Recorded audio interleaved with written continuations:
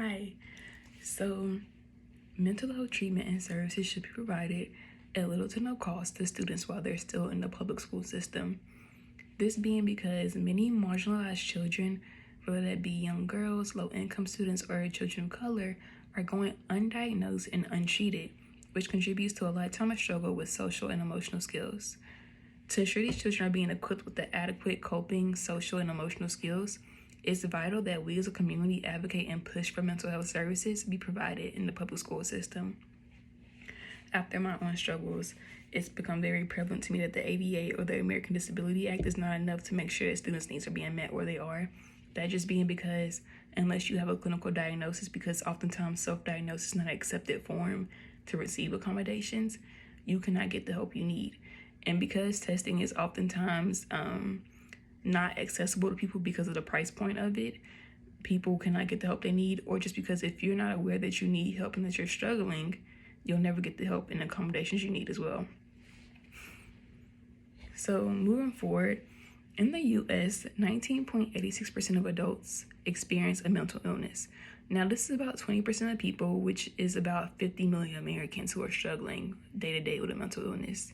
And this means 1 in 5 people are struggling. That's a lot of people. And this is on the range of having a mild case to a severe case of a mental illness. And with it being so common, you have to take into account mental illnesses can also be genetic, which means if you see someone struggling, it was likely inherited from a parent, a grandparent, or just someone in the immediate family also has it. But it goes the other way. Children can also struggle with a mental illness, whether that be, now sometimes it can develop later on in life, like anxiety, depression can develop later on in life, but oftentimes things are developed at birth, like autism, ADHD, Tourette's. Those are things that are developed at birth.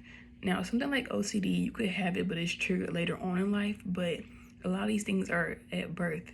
And so many people are going unnoticed and undiagnosed, even though they've been struggling since they were children. To also go on, of those people who are struggling with mental illnesses, many also experience comorbid diagnosis. So they're not just struggling with that one diagnosis. Some people could have 2, 3, 4, or how many diagnoses. This could appear as, in my own case, ADHD, depression. Some people could struggle with OCD, autism, and anxiety. You could have bipolar depression, OCD, and anxiety. Like, there are just so many different combinations of how it can appear in people. And these different combinations, how they appear, have an even greater effect on people and their behavior and just their social, emotional, and physical skills in day-to-day life. Now, while some people may feel like the mental health community is being oversaturated right now, with more people saying or claiming to have whatever illness, that's just not true. You have to remember, so many people have went undiagnosed and untreated because of them being marginalized in the community, and they're just now getting the help they need, which is why those numbers are slowly increasing. Which, to move on, many marginalized groups are underrepresented either through underdiagnosis or misdiagnosis, which is very important to understand.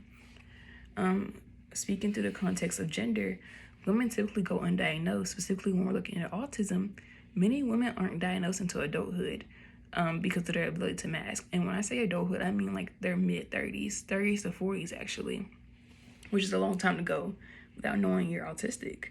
And of these people, nearly 80% of women are misdiagnosed when they do seek out mental health diagnosis for autism. Many people are often misdiagnosed first with borderline personality disorder, eating disorders, bipolar depression, and even anxiety before they get their autism diagnosis. This is really essential to understand because all of those things I just listed out are things that are often treated with antidepressants, or they can be treated with antidepressants or even antipsychotics, depending on which one it is. But taking medication for an illness you don't have can have serious ramifications on your body's health, either your physical or your mental health. And autism, you don't take medication for that, so that can seriously be hurting these people's health in the long run, basically, if they're not being diagnosed correctly the first time. Also, when we're looking through the lens of race, in 2018, a study found Black patients were more likely to be misdiagnosed with schizophrenia and given antipsychotics, even though only displaying symptoms of depression. That's also very important because, again, taking medication for something that you don't have can have serious ramifications on your health, whether it be your mental or your physical health, and can cause you to also just still be sick in the long run. And when you're thinking you're treating something that's not there, it just isn't good for you. But to sum all of that up, basically, while some may feel clinical or self-diagnosis has dramatically increased and the community is oversaturated, you have to remember the DSM-5, which is is basically the criteria model that people use when they're diagnosing patients. It was originally created when it was only tested on young white boys. So there's not much of like a cultural aspect in how this appears in people based off their gender or their race. So that just wasn't taken into account. And so because of this, there was no consideration of how race and gender affect the presentation of symptoms.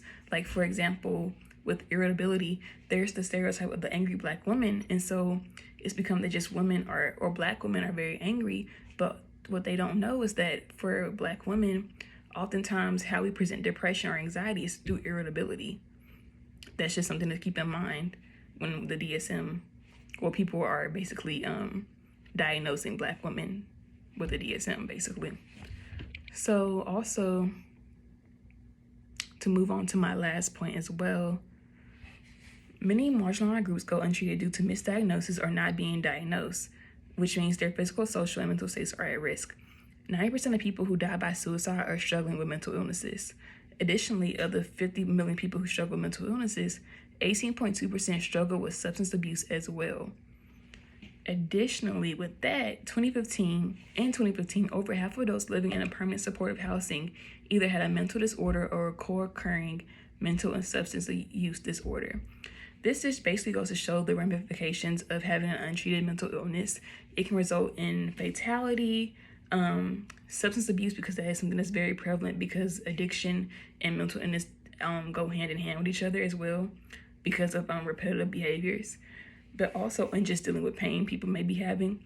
But also it can end in homelessness because they can't support themselves and they have no support system. And so while some people may believe that things like homelessness, substance abuse, and suicide are more of failings of the individual, undiagnosed and untreated mental illnesses can seriously impact the behavior, thinking, and livelihood of those who struggle with it. In conclusion, though these mental illnesses are often misunderstood and not taken seriously, there are many ramifications if left untreated. Due to racial and gender factors, many marginalized groups go underrepresented in the mental health community. And despite all the ways individuals can be marginalized in our society, disability through mental illness is the one form of marginalization that anyone can be subjected to. By giving children the resource they need to be tested and fully treated while young, they can develop the emotional, physical, and social skills to cope later in life. Thank you for listening.